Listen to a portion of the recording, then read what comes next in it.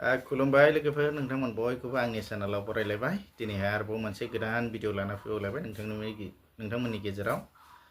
लोगोफोर आं नोंथांमोननि गेजेराव ओरैबायदि मोजां मोनसे प्रडाक्ट लानानै फैदों जाय प्रडाक्टखौ आं बाहायबाय थानानै दिनै बिराद मोजां मोनदों माने 100% रिजाल्ट मोनदों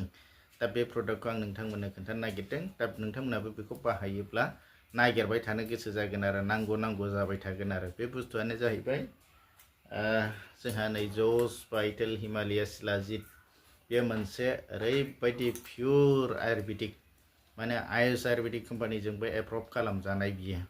बेवहाय जेबो साइड इफेक्ट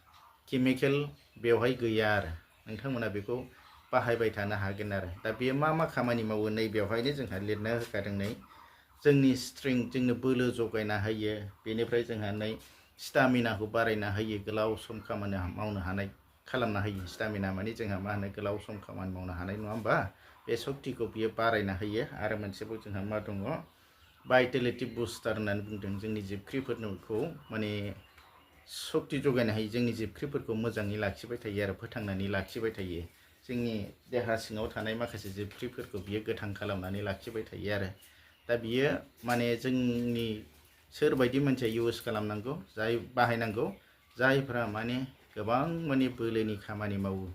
बोलोनि खामानि मावै जोंनि रोदाफ्रा एसे प्रब्लेम जायो नङा होमबा जोंनि ब्लाड सेलफ्रा एसे प्रब्लेम जायो बिनिफ्राय जोंहा नार्भनि प्रब्लेम जायो दा बेफोरबायदि मानसिया नैबे बे प्रडाक्टखौ बाहायनो हागोन आरो बिराद मोजां प्रडाक्ट बियो बिनि अनगायैबो जोंहा मा होनो सोरबा जिम गेलेग्रा सोरबा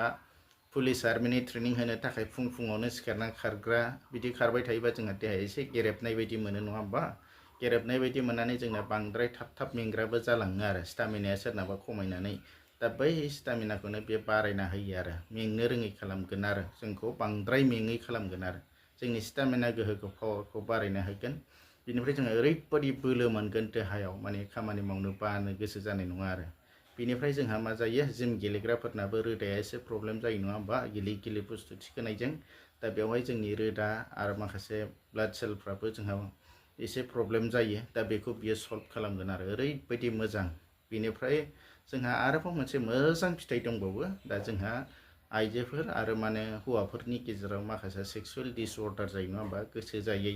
बा स्ट्रें जानो रोङै दा बेफोरनि थाखायबो बेयो मोनसे एनार्जि जगायनो हागोन जों माखासे मानसिफोरनि स्पामफ्राव माने जिबख्रिफ्रा थैनानै थानाय बायदि जायो नङा होमबा दुरबल जायो खामानि मावै जायो दा बे जिबख्रिफोरखौबो मोजां खालामफिनगोन आरो खामानि मावहोफिनगोन आरो जोंनि जिबख्रिया गाज्रि जायोब्ला मा होनो जोंनि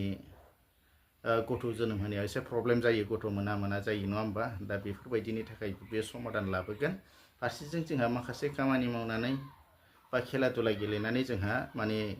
दुखु मोननानै बुलाबायोब्ला बे बुनायखौबो बे खमायगोन बा गैया खालामगोन आरो दा बेखायनो नोंथांमोना बेखौ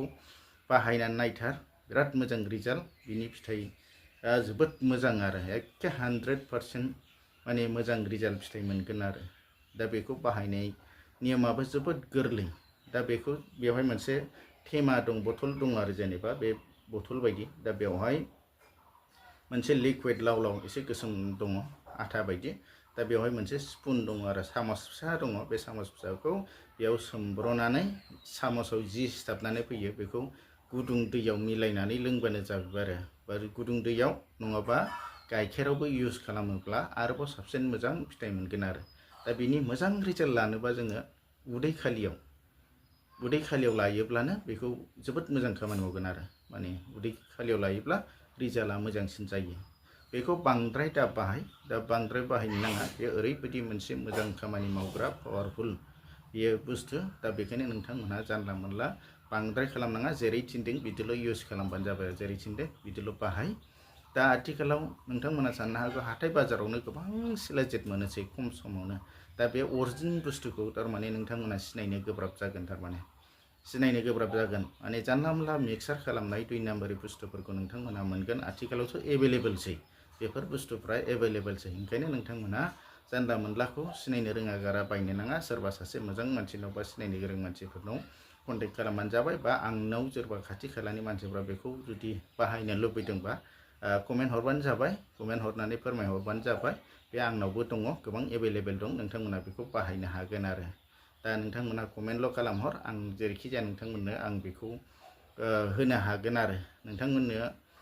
आंनो मोनसे प्रुफ बायदि जाहैबाय नालाय आंनो बाहायखांनानै मोजां फिथाइ मोननायखाय आं दा गुबुननोबो होनो गोसो जाबाय आरो माने जेबो माने माबा गैया आरो डाउट गैया दा नोंथांमोना बेखौ बाहायनानै नाय बे बिराद मोजां आयुर्वेदिक प्रडाक्ट आरो एसेनोसै